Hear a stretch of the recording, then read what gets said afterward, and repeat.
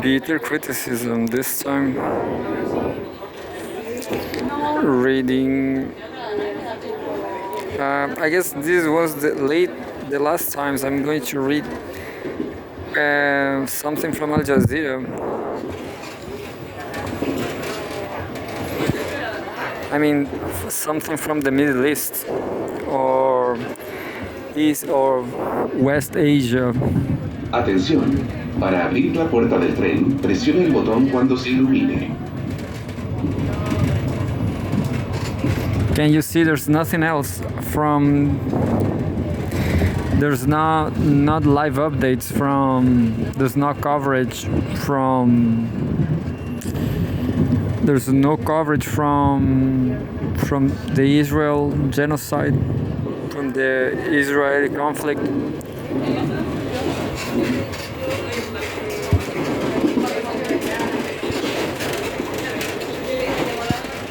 Al Jazeera is covering American politics because of tariffs. But I'm going to read something from the Middle East.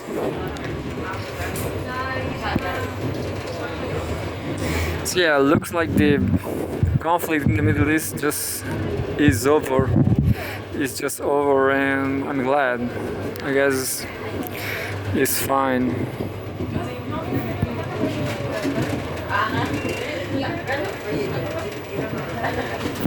Estación Portales.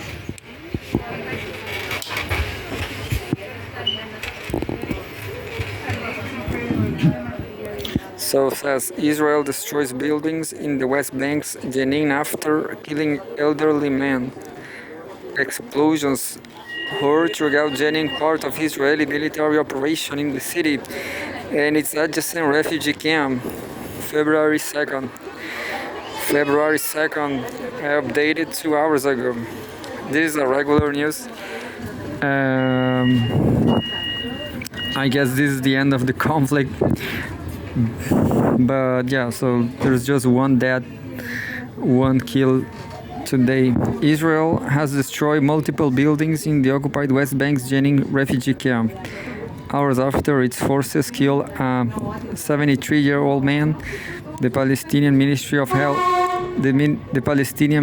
Health said at least 20 homes were destroyed in the attack on Sunday in blasts so powerful they were heard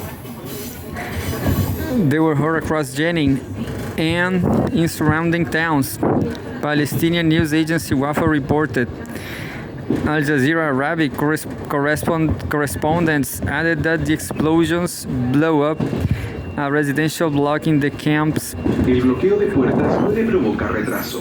Respeta la alarma de cierre y colabora con un mejor viaje para todos. In the camp's Dami neighborhood. The Israeli military confirmed the attack, saying it had destroyed, quote-unquote, several buildings in Jenin that, quote-unquote, were used as terrorist infrastructure, end quote, without providing evidence. It added that it had killed 50 Palestinian fighters in the West Bank since mid-January. In a separate incident in Arob, in the southern West Bank, the Israeli army killed a 27-year-old man named as Mohammed Amjad Hadosh. The Palestinian Health Ministry and the Palestinian Red Crescent said. The Israeli military launched a major offensive in the occupied West Bank last month, dubbed quote-unquote Iron Wall, focused primarily on attacking Palestinian armed groups from the Jenin area, just after it began a ceasefire with the Palestinian group Hamas in Gaza on January 19. Sunday's explosions mark an escalation as Israel increasingly commits unrestrained attacks on Palestinian infrastructure. Quote-unquote, the sounds are horrific. Jenin resident Hena Al-Hajj Hassan told Al Jazeera via phone about the explosions. Hassan said She and other Jenin residents have faced ongoing attacks for 2 weeks. She added that a curfew was in place, with shops and other businesses closed. The director of Jenin Government Hospital, Wissam Bakr, told WAFA some sections of the hospital were damaged due to the explosions, but no casualties were reported. Many families are now displaced due to the demolitions, the news agency said. Ahmed Tobasi, another Jenin resident, said the houses in the Jenin camp, quote, were not really livable anymore, due to Israel destroying infrastructure. Quote, the Israeli army does not need any excuse to destroy our houses and displace us. End quote. The lifelong Jenin resident told Al Jazeera, quote, this is a very long old plan by the Israeli army, especially for the refugee camps, because they want to kill and make the Palestinian case die. I had the same idea, maybe all the Hamas attack, maybe Hamas is playing Israel game. Understand? Maybe Hamas is a Israeli player. He added, quote, so it's not about terrorism. This is normal residences, people who live. And when you talk about one house, it's not really one family living there. In Jenin camp, you find one house with 3 to 4 families, end quote. Elderly man killed. The explosions occurred shortly after a 73-year-old man was killed by Israeli gunfire in Jenin's refugee camp, the Palestinian Health Ministry said on Sunday. The latest casualty of Israel's swooping raids. Quote, the Israeli army has set up multiple roadblocks and other checkpoints across the occupied West Bank, and there have been at least 27 Palestinians who have been killed, end quote. Al Jazeera's Hamda Salhud said. Estación Miramar.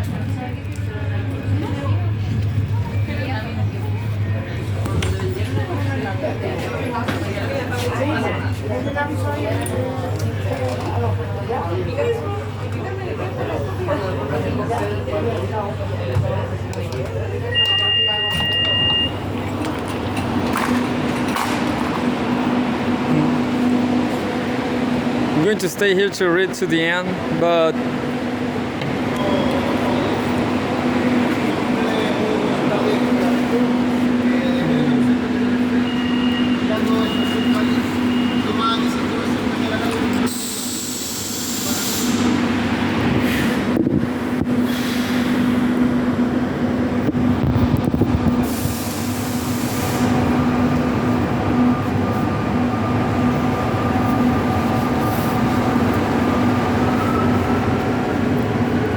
subway news.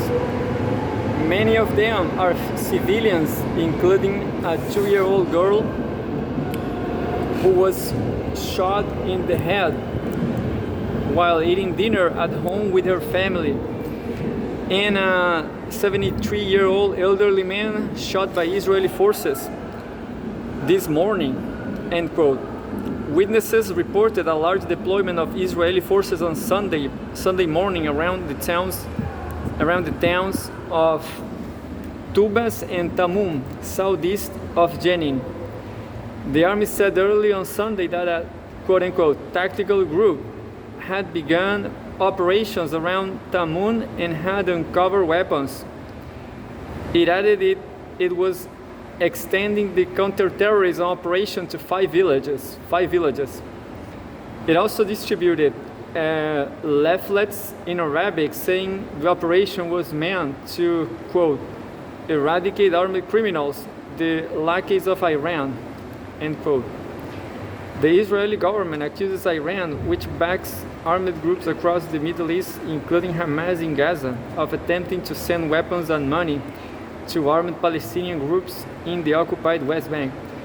Israel's Jenin operation has also forcibly displaced some 15,000 Palestinians. That's interesting because I guess Iran has not so much money. It's interesting. And there's a photograph. Palestinian prisoners are reuniting with their loved ones years after being torn apart. Settlers stormed cemetery mosque. Also on Sunday, Israeli settlers stormed a cemetery in Silwan town, south of the old city in occupied East Jerusalem, under the protection of the Israeli army, according to Wafa. Local sources quoted by the Palestinian news agency said the settlers cut the fence that the townspeople had placed around the cemetery and took control of it. Meanwhile, Palestinian outlets reported that overnight a mosque in the Bedouin village of Arab al-Mlayhat, it's hard, Arabic is hard, al-Mlayhat, northwest of Jericho, was set on fire by Israeli settlers. The Palestinian Ministry of Foreign Affairs condemned the attacks. Violence by Israeli settlers and soldiers against Palestinians has surged across the occupied West Bank since the Gaza war broke out in 2023. Soldiers or settlers have killed at least 882 Palestinians since the start of the war, according to the Palestinian Health Ministry. The settlements are illegal under international law but continue to expand across the occupied West Bank and East Jerusalem with the full support of the Israeli government. Source Al Jazeera news agencies. And that's it. That's, I guess, ended up this conflict. I will come back to Al Jazeera to read anything from the West Jerusalem. From West Asia, yeah. But by now, that was all. I guess it was just like this. I don't remember. But somebody said that maybe Hamas played a role. It all was planned by Israel. I also thought like that could be a fifth column. Hamas could be, at least they act like a fifth column from Israel or something like that. A fraud, understand? It's very complex. This conflict ended up with the Israeli win, I guess. I don't agree with people from revolutionary people that say leftists that said Israel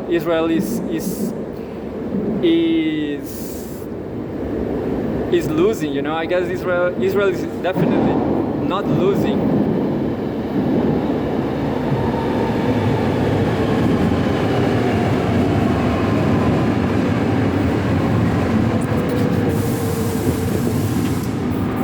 So that's it. I guess this marks the end of this conflict, which I guess was one of the worst military campaigns from Hamas, of course, which led us to think that maybe Hamas is not what they said they are. Maybe they are not fighting for Palestinians. Maybe they are fighting against Palestinians, understand? Maybe they are I'm not sure if you say fifth columnist, or maybe they are